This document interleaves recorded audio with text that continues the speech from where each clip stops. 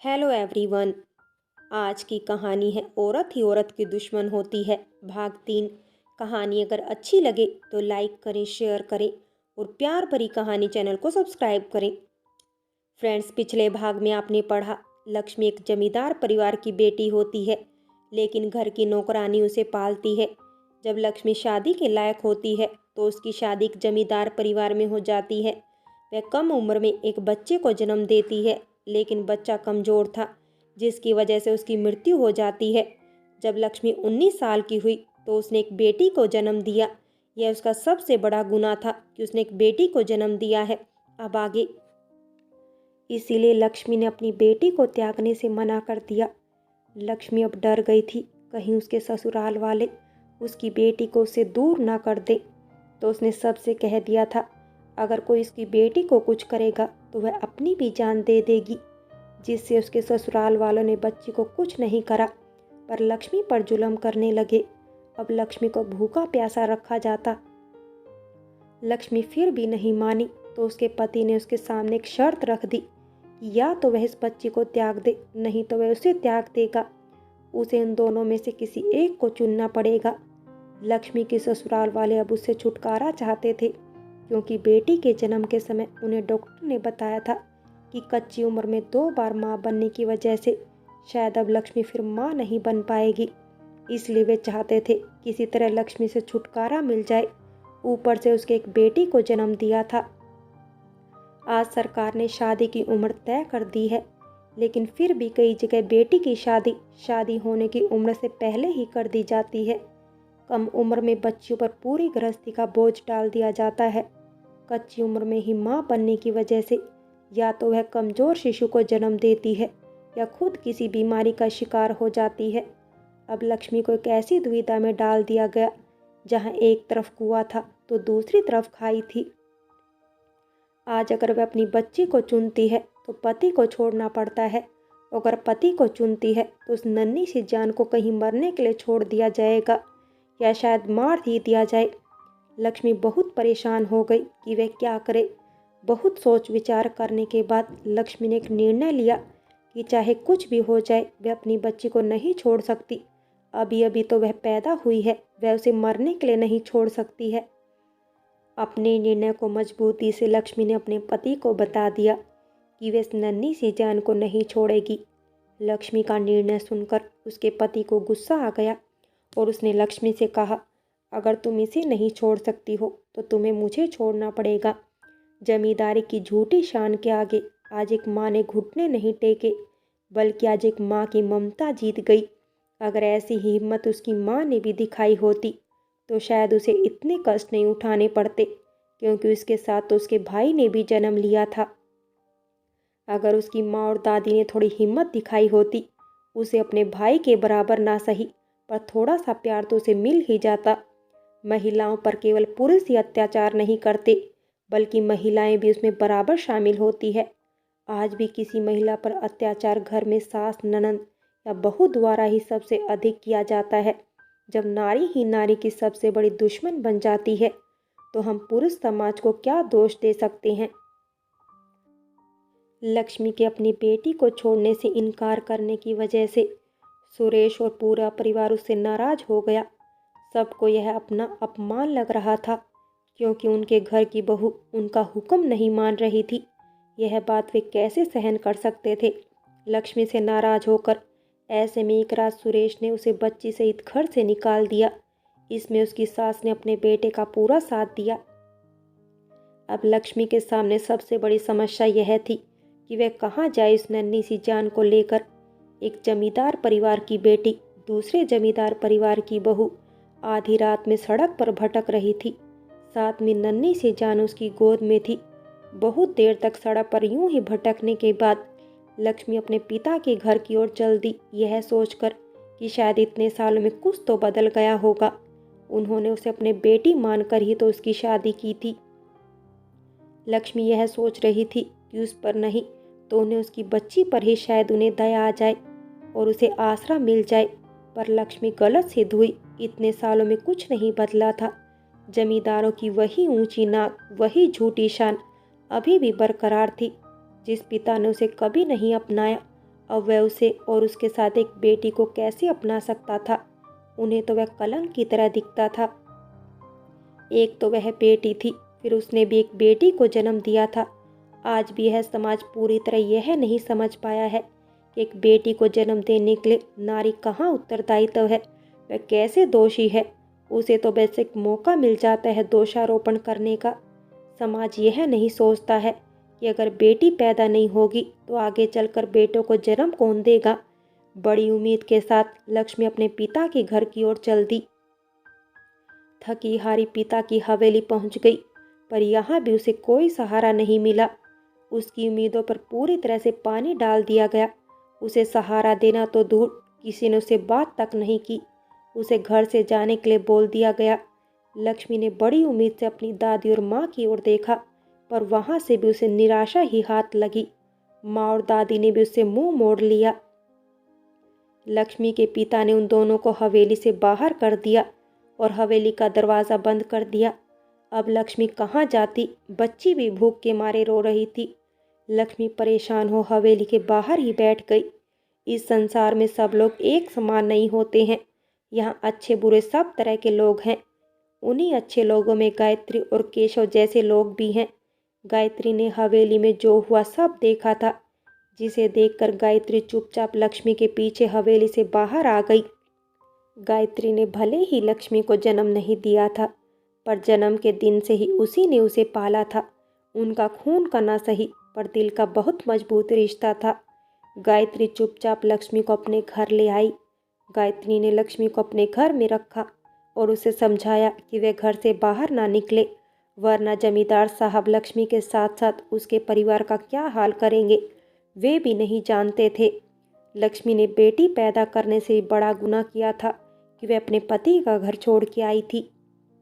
गायत्री लक्ष्मी को अपने घर ले गई और उसका व उसकी बच्ची का अच्छे से ध्यान रखा, पर गायत्री हमेशा डरी रहती कि अगर जमींदार साहब ने लक्ष्मी को उसके घर में देख लिया, फिर न जाने क्या होगा। जिन्होंने अपनी बेटी और अपनी नातिन का दुख दर्द समझ नहीं आया, फिर वो तो उनके घर की एक नौकरानी है। गायत्री के रिश्ते का भाई सुधीर दूर के गांव में अध्यापक की नौकरी करता था। उसे गायत्री के गांव और लक्ष्मी के परिवार से कोई नहीं पहचानता था।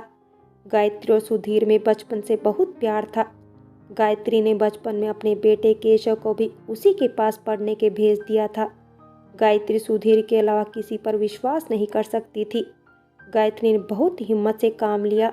उसने लक्ष्मी और उसकी बच्ची को एक रात चुपचाप सुधीर के पास पहुंचा दिया, जहां लक्ष्मी को कोई नहीं जानता था। इसलिए गायत्री निश्चिंत थी कि वहां लक्ष्मी को कोई नहीं पहचानेगा और जमींदार साहब को भी कभी पता नहीं चलेगा कि लक्ष्मी कहाँ है। अब लक्ष्मी अपने मायके और ससुराल से दूर एक गांव में रहने आ गई। लक्ष्मी पढ़ी लिखी तो नहीं थी, उसे सिर्फ घर का काम ही आता था, जैसे खाना बनाना आदि। पर लक्ष्मी बहुत ही स्वाभिमानी स्त्री थी। तभी तो उसने अपने ससुराल वालों की गलत सोच का विरोध किया था, जिसके फलस्वरूप उसे घर से निकाल दिया गया। लक्ष्मी अध्यापक सुधीर पर अपना और अपनी बच्ची का बोझ नहीं डालना चाहती थी। अध्यापक जी भी तो छोटी सी अध्यापक की ही नौकरी करते थे। उनका अपना भी परिवार था, अपने भी खर्चे थे। लक्ष्मी ने अध्यापक सुधीर से उसे कोई काम दिलवाने के लिए कहा, पर समस्या यह थी कि लक्ष्मी को सिर्फ घर में खाना बनाने के अलावा कोई कार्य नहीं आता था। लक्ष्मी का काम करना बहुत आवश्यक था। उसे अब अपने साथ साथ अपनी बच्ची का भी पालन करना था। अब लक्ष्मी का एक नया संघर्ष शुरू हो चुका था, अपने साथ अपनी बेटी का पालन पोषण करने का संघर्ष। पर अब उसके पास जीने का एक मकसद था, उसकी बेटी। इतनी कठिनाइयों के बाद भी लक्ष्मी ने एक दृढ़ निश्चय किया कि वह अपनी बच्ची को कमज़ोर मजबूर नहीं बनाएगी। वह अपनी बेटी को दूसरी लक्ष्मी नहीं बनने देगी, वह उसे सशक्त नारी बनाएगी। लक्ष्मी नई जगह आ गई थी। यहाँ ना कोई उसे जानता था, ना वह किसी को जानती थी। इसलिए यहाँ वह कोई भी काम करे उसे कोई नहीं पहचानने वाला था। अध्यापक सुधीर ने कोशिश करके लक्ष्मी को गांव के साहूकार के वहां खाना बनाने का कार्य दिलवा दिया। साहूकार ने अपने हवेली के बाहर नौकरों के लिए बने कमरों में से एक कमरा लक्ष्मी को रहने के लिए दे दिया। लक्ष्मी दिन भर हवेली में काम करती और शाम को अपनी बेटी के साथ अपने कमरे में रहती। लक्ष्मी को अब जीवन यापन का सहारा मिल गया था। मकसद भी अब उसकी बेटी ही उसकी जिंदगी थी, पर अभी उसका संघर्ष खत्म नहीं हुआ था। अब उसे अपने साथ साथ अपनी बेटी के जीवन के लिए संघर्ष करना था। लक्ष्मी अपनी बेटी को एक मजबूत स्त्री बनाना चाहती थी। अब मीरा 4 साल की हो गई थी और लक्ष्मी 23 साल की। हालात ने लक्ष्मी को अपनी उम्र से अधिक बड़ा बना दिया था। अब वह दुनिया को अच्छे से समझने लगी थी। सही गलत इंसान की उसे पहचान होने लगी थी। मीरा 4 साल की हो गई थी। अब वह जिस स्कूल में सुधीर पढ़ाता था वहां पढ़ने जाने लगी थी। सुधीर और उसका परिवार ही लक्ष्मी और मीरा का एकमात्र सहारा था। सुधीर और उसका परिवार लक्ष्मी और मीरा को बहुत प्यार करते थे, उनका ख्याल रखते थे। छोटी सी मीरा अब स्कूल जाने लगी थी। वह बहुत छोटी थी, इसलिए अध्यापक सुधीर उसे अपने साथ ही स्कूल ले जाते और ले आते थे। लक्ष्मी भी साहूकार के यहाँ मन लगाकर काम कर रही थी। उसे लग रहा था शायद अब उसकी जिंदगी ठीक तरह से गुजर जाएगी, पर लक्ष्मी को नहीं पता था एक बहुत बड़ा तूफान उसकी जिंदगी में आने वाला है। लक्ष्मी जिस साहूकार के घर काम करती थी, उसका बेटा जोगिंदर बाहर शहर में पढ़ाई करने गया था। वह काफी समय बाद गांव लौटा था। एक तो जवानी का जोश, ऊपर से पिता की दौलत का नशा, ऐसे में होश कहाँ रहता है। ऐसी ही हालत कुछ साहूकार के बेटे जोगिंदर की भी थी। वह समझता था पिता की दौलत से वह सब कुछ खरीद सकता है। उसे अपने और अपने पिता की दौलत पर बहुत घमंड था। इस बार जोगिंदर जब घर आया तो उसकी नजर लक्ष्मी पर पड़ी। वह लक्ष्मी को देखता ही रह गया। लक्ष्मी बहुत सुंदर दिखती थी। अभी वह 23 साल की ही तो थी। हाँ, हालात ने उसे उम्र से अधिक बड़ा बना दिया था। जोगिंदर की नजर जब से लक्ष्मी पर पड़ी थी, वह उसे परेशान करने लगा था। हर समय उसके आगे पीछे घूमता रहता। वह उसे पाना चाहता था। लक्ष्मी उसकी ओर कोई ध्यान नहीं देती थी, उसकी ओर देखती तक नहीं थी।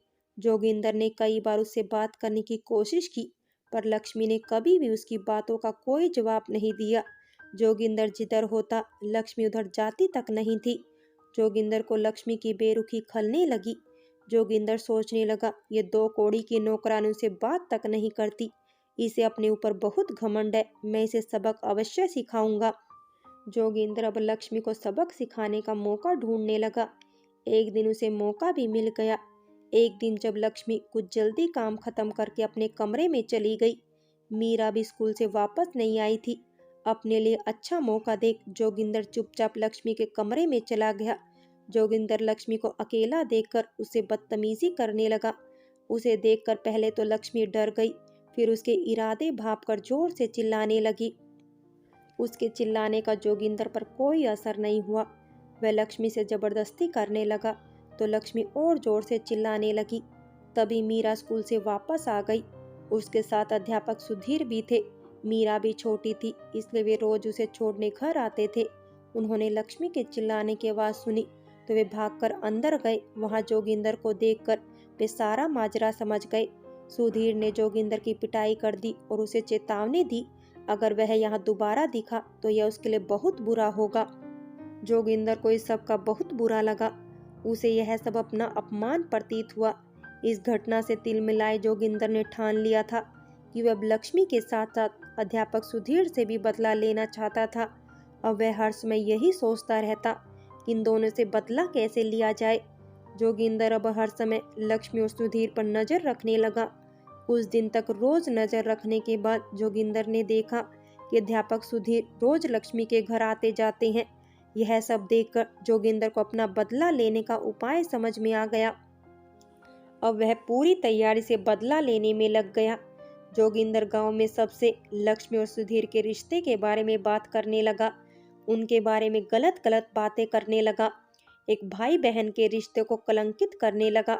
बहुत से लोग कान के बहुत कच्चे होते हैं। ऐसे ही गांव के कुछ लोग जोगिंदर की बातों को सच मानने लगे। उन्होंने लक्ष्मी और सुधीर का गांव में रहना दूभर कर दिया। लक्ष्मी और अध्यापक सुधीर का गांव में रहना बहुत मुश्किल हो गया। वे समझ नहीं पा रहे थे कि क्या करें, गांव वालों को कैसे समझाएं। फ्रेंड्स, बाकी की कहानी अगले भाग में देखें। और अगर कहानी अच्छी लगी हो तो लाइक करें, शेयर करें और प्यार भरी कहानी चैनल को सब्सक्राइब करें।